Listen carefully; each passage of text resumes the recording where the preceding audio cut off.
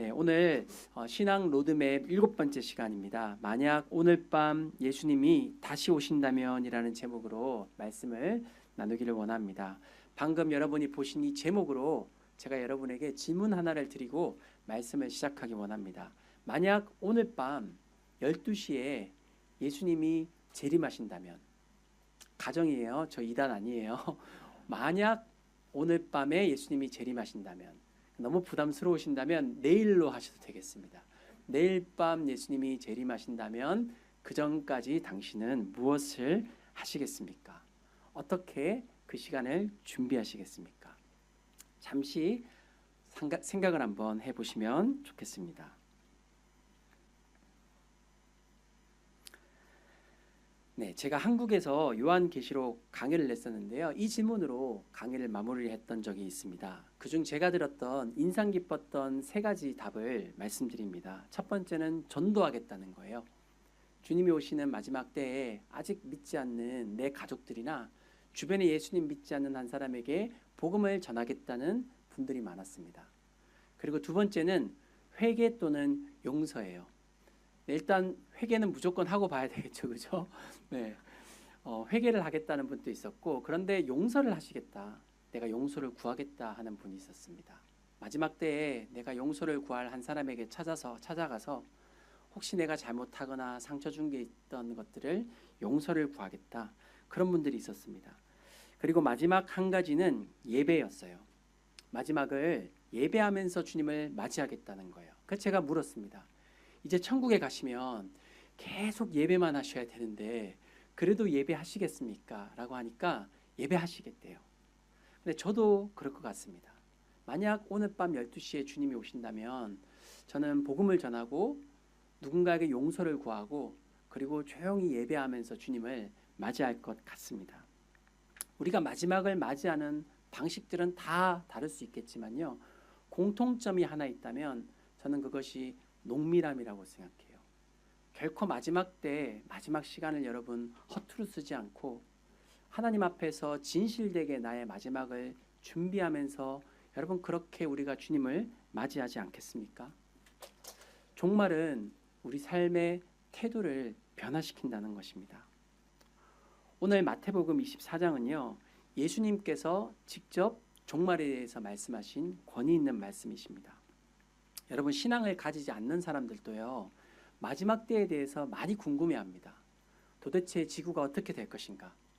우리 자녀들도 종종 저에게 찾아와서 아빠, 내가 어른이 되기 전에 지구가 멸망하면 어떻게 되지? 이렇게 물어보기도 합니다.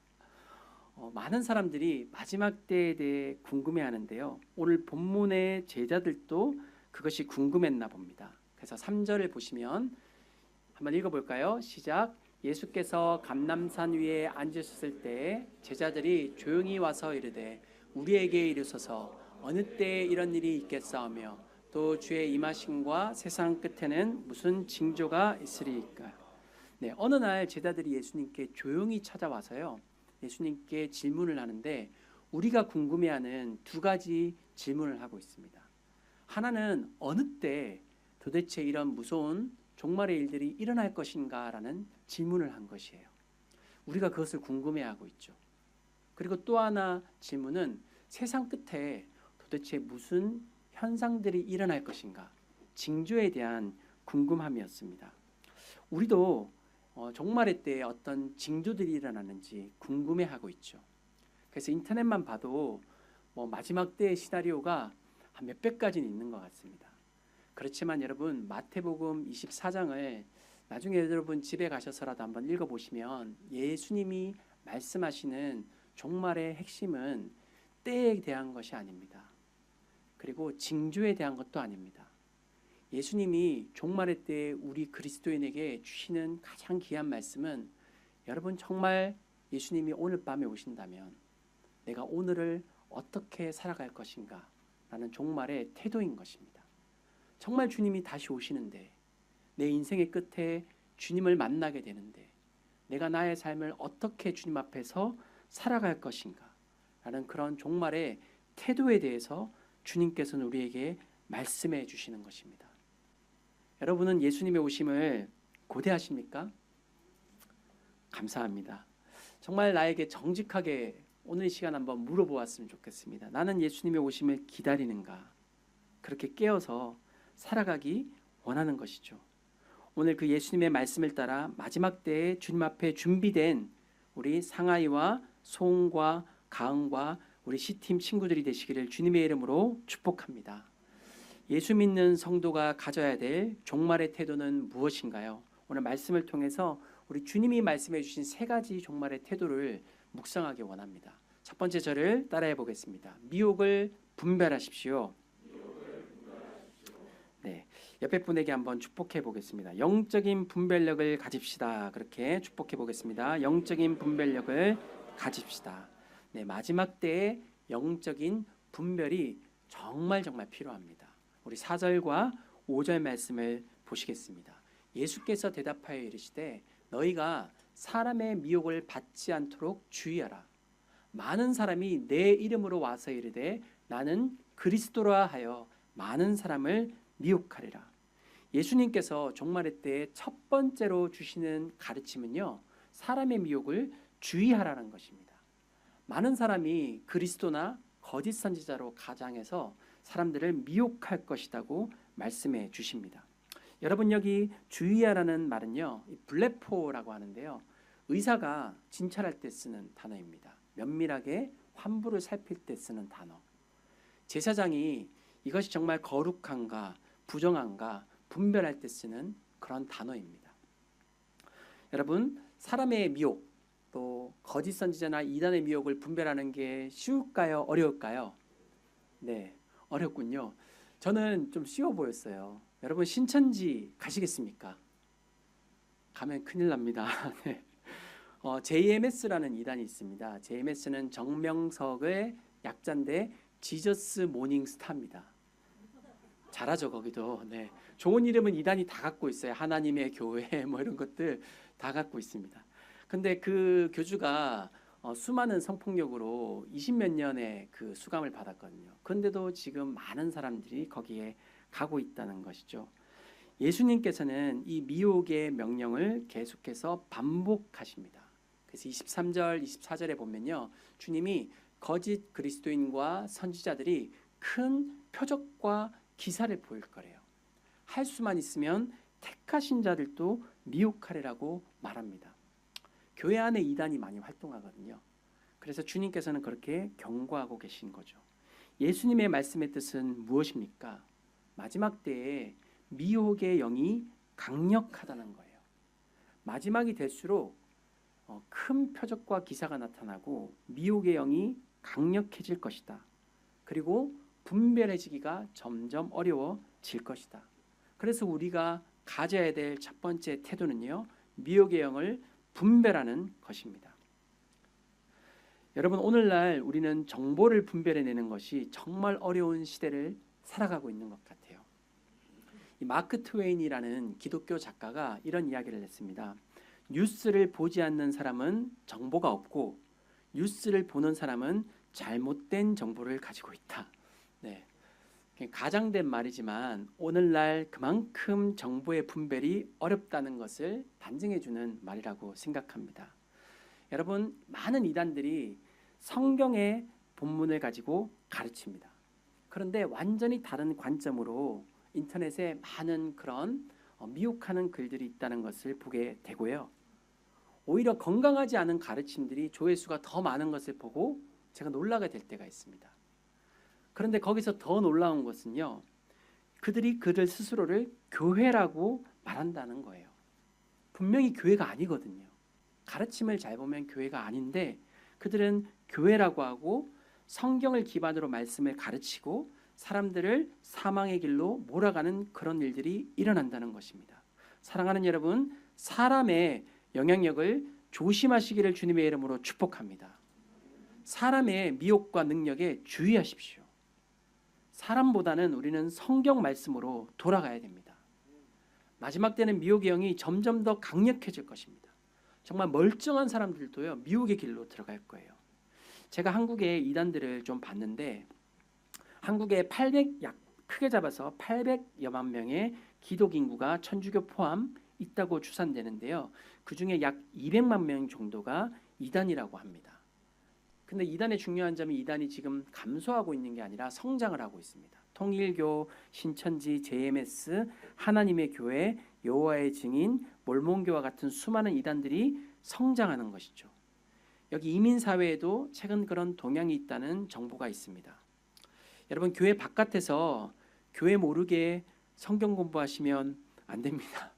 네. 성경 공부 많이 하십시오. 저는 많이 하셨으면 좋겠어요. 그런데 알리고 해주시면 됩니다. 네, 저에게 알려주시고 리더십에게 알려주시고 성경 공부 많이 해주십시오. 근데 모르게 하면 문제가 될 수 있습니다.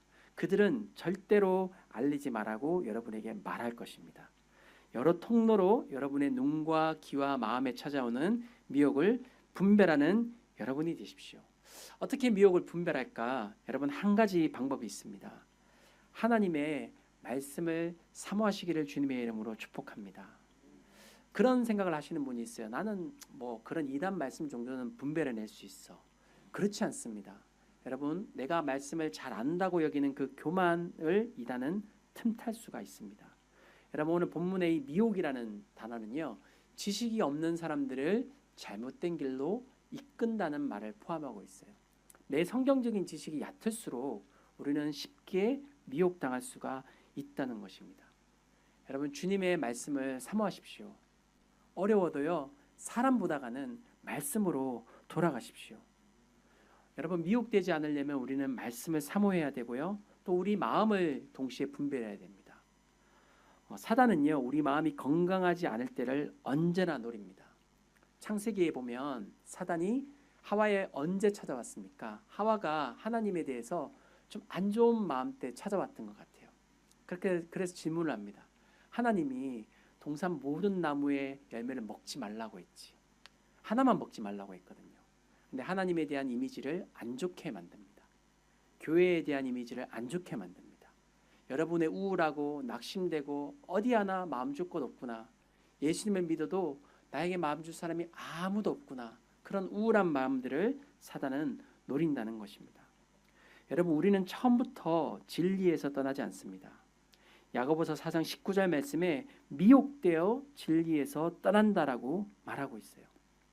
먼저 우리 안에 부정적인 마음, 우울한 마음, 또 하나님을 바라보지 못하는 그런 불신들이 우리 마음을 덮으면서 점점 진리에서 우리의 신앙이 떠나게 되고 표류하게 된다는 것입니다. 여러분, 주변에 그런 분들이 혹시 있습니까? 여러분, 찾아가서 기도해 주십시오. 마지막 때일수록 영적인 분별력을 가지시는 여러분들이 되시기를 주님의 이름으로 축복합니다. 두 번째로 예수 믿는 성도가 가져야 될 종말의 태도는 무엇입니까? 저를 따라해 보겠습니다. 두려워하지 마십시오. 네, 옆 사람에게 한 번 더, 마지막 때에 두려워하지 마십시오. 네, 재난이나 핍박과 이런 뉴스들 때문에 흔들리고 요동하고 두려워하지 말라는 것입니다. 예수님께서는 6절에 이렇게 말씀하십니다. 한번 같이 읽어볼까요? 시작. 난리와 난리 소문을 듣겠으나 너희는 삼가 두려워하지 말라. 이런 일이 있어야 돼. 아직 끝은 아니니라. 주님은요, 난리와 난리 소문을 듣겠다라고 말씀해 주세요. 여러분, 난리보다 더 무서운 게 난리 소문입니다. 소문은 뉴스 또는 루머입니다. 여러분을 더 두렵게 하는 게 그런 뉴스들이죠. 그런데 주님께서는 두려워하지 말라. 이런 일이 있어야 되지만 아직 끝은 아니니라 말씀하십니다. 여러분, 특별히 8절 말씀에 보면 그렇게 말합니다. 이 모든 것은 재난의 시작이니라. 여기 재난의 시작이라는 말은요, 영어로 beginning of birth pain이라고 합니다.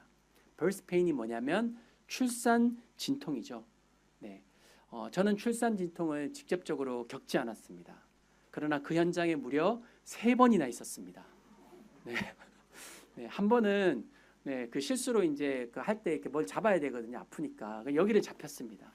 그래서 이렇게 계속 끄는데 병실에서 굉장히 당황했던 때가 있었습니다. 네, 우리 가족이 여기 다 있는데 네.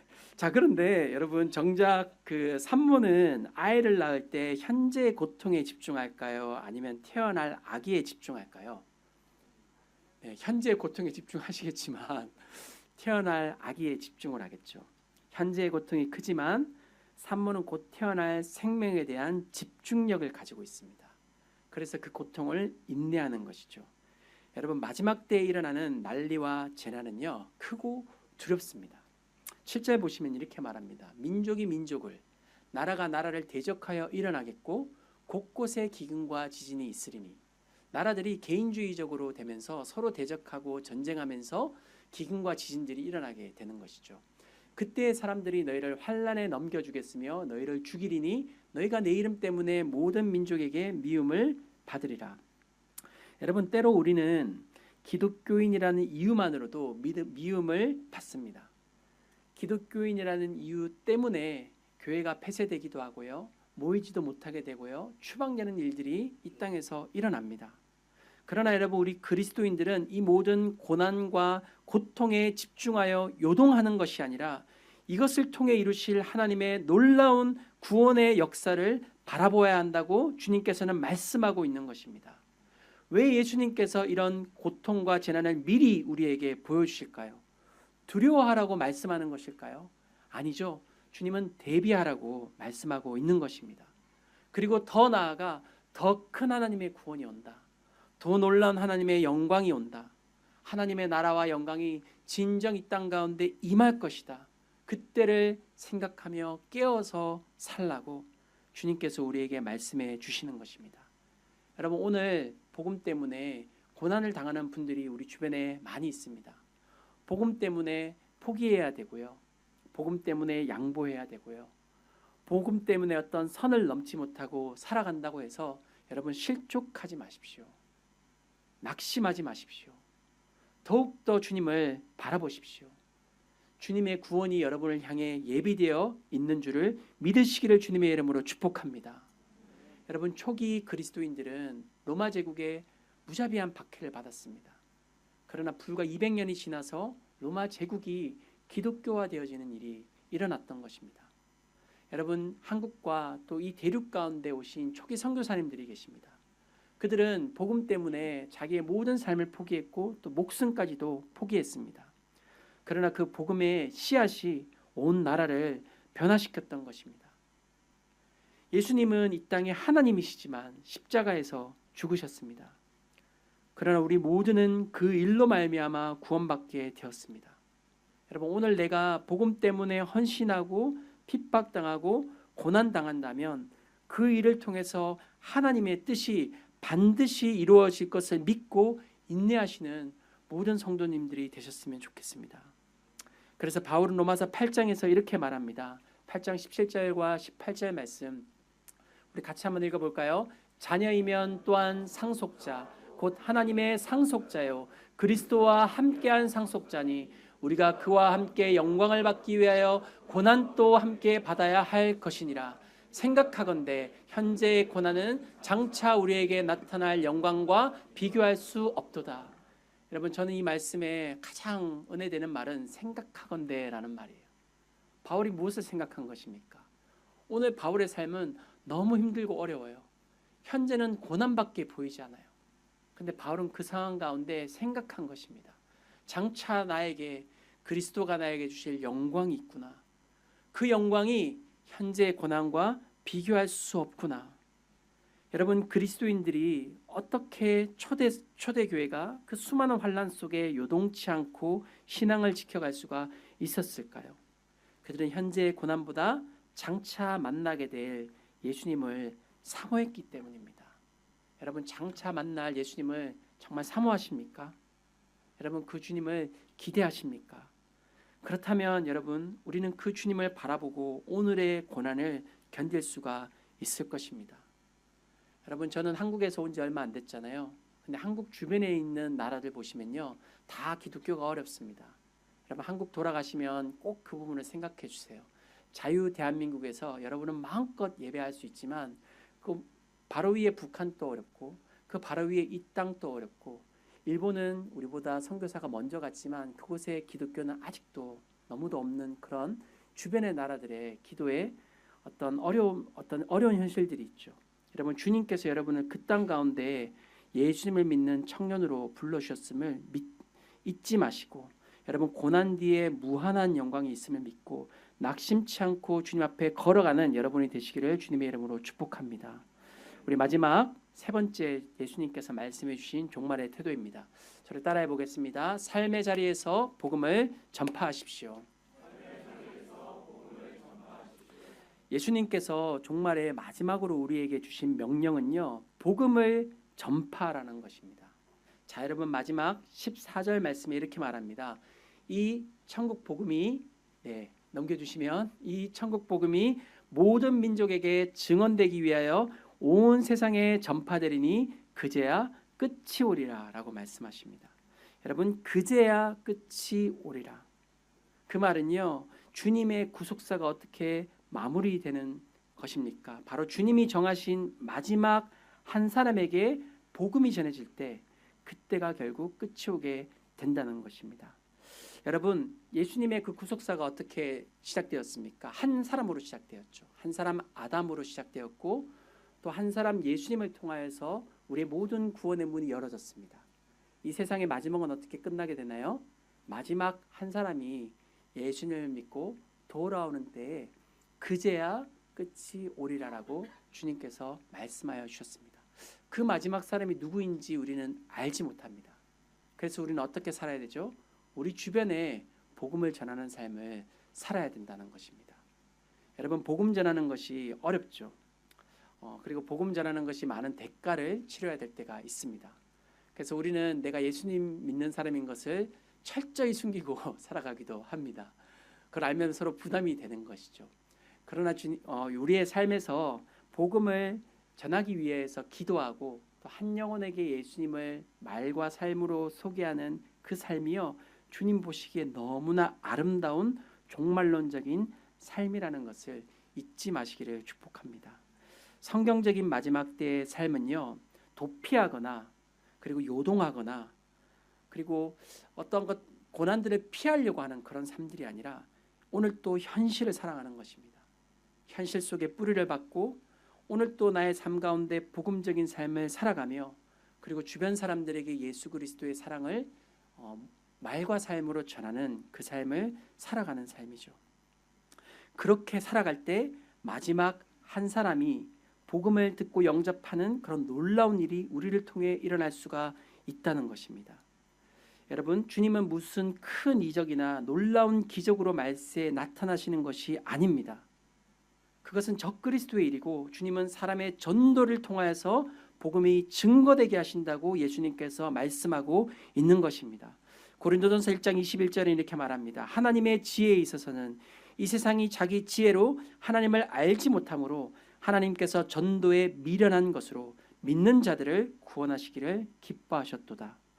결국 그리스도의 재림이 이루어지는 유일한 방법은 세계에 퍼져 있는, 오늘 이 땅과 또 여러 곳 가운데 퍼져 있는 그리스도인 한 사람 한 사람이 속한 곳에서 복음적인 삶을 살 때 이루어지는 줄을 믿습니다. 여러분, 그런 교회가 바로 선교적인 교회입니다.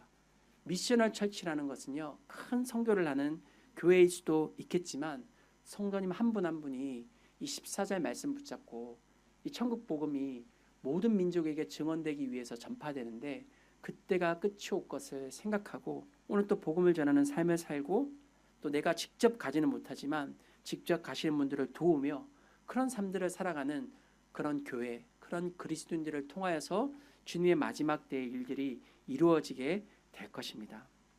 진정한 종말론적인 삶은 무엇인가요? 여러분, 이 시간 한번 그렇게 생각해 보았으면 좋겠습니다. 정말 주님이 내일 오신다면, 정말 내 인생에 주님을 만나게 된다면 나는 어떻게 나의 인생을 살아갈 것인가? 여러분, 우리 모든 사람의 마지막이 있습니다. 주님은 또 다시 오신다고 말씀하셨습니다. 그 마음으로 우리가 깨어서 분별하고 주님 앞에 살아가는 우리가 되기를 주님의 이름으로 축원합니다. 마지막 이야기를 하나 나눌 텐데요. 제가 과거 한국지구촌에 집사님 한 분이 있었는데 이 유명한 문학가셨어요. 근데 그분이 이제 폐암 판정을 받은 겁니다. 그래서 밖에서 가족들이 눈물 흘리면서 얘기하는 걸 들으셨어요. 6개월밖에 살지 못한다고, 어떻게 해야 되겠냐고. 그런데 이 신실하셨던 집사님은 오히려 그렇게 마음을 먹으셨다고 해요. 내가 지금까지 그렇게 열심히 살아왔는데 내 마지막 시간이 6개월이라면 내가 하나님 앞에 이 시간을 한번 잘 살아내 봐야 되겠다. 그래서 그분이 마지막 6개월을 하나님 앞에서 정말 잘 살아보려고 최선을 다하셨다고 합니다. 빚진 돈도 갚고요. 그리고 서먹했던 사람에게 찾아가서 식사도 같이 하고요. 자기가 상처 준 사람에게 용서도 구하고 또 가족들과 시간도 많이 보내면서 또 버킷리스트 있죠. 자기가 꼭 하고 싶었던 것도 나이가 많지만 이렇게 하면서 그렇게 6개월을 너무 멋지게 사셨대요. 근데 중요한 건 6개월이 지났는데 그렇게 안 아프더라는 것입니다. 네, 그래서 주변 사람들이 병원에 다시 검사를 받아봐라. 그래서 다른 큰 병원에 갔더니 이 의료진의 오진이었던 거예요. 네, 폐암이 아니었던 거예요. 네, 좋은 걸까요? 나쁜 걸까요? 좋은 거죠, 그렇죠? 네, 그래서 주변 사람들이 이렇게 막 얘기를 했어요. 억울하지 않냐고. 그동안 돈도 많이 쓰고 마음 고생도 많이 했을 건데 당신 너무 손해 본 것이 아니냐고 그런 말을 했습니다. 근데 그 집사님이 오히려 이렇게 말했다고 합니다. 일생 동안 지난 6개월처럼 진지하게 삶을 살았던 때가 없었습니다. 나머지 일생도 그런 마음으로 살고 싶습니다. 라고 이야기했다는 것입니다. 여러분, 저는 오늘 서두를 한 가지 질문으로 시작하였습니다. 만일 내일 예수님이 다시 오신다면 어떻게 마지막을 사시겠습니까? 주님이 내일 오신다면 하려고 하는 그 삶을 주님 오실 때까지 살아내는 우리 모든 한 사람 한 사람 되시기를 주님의 이름으로 축복합니다.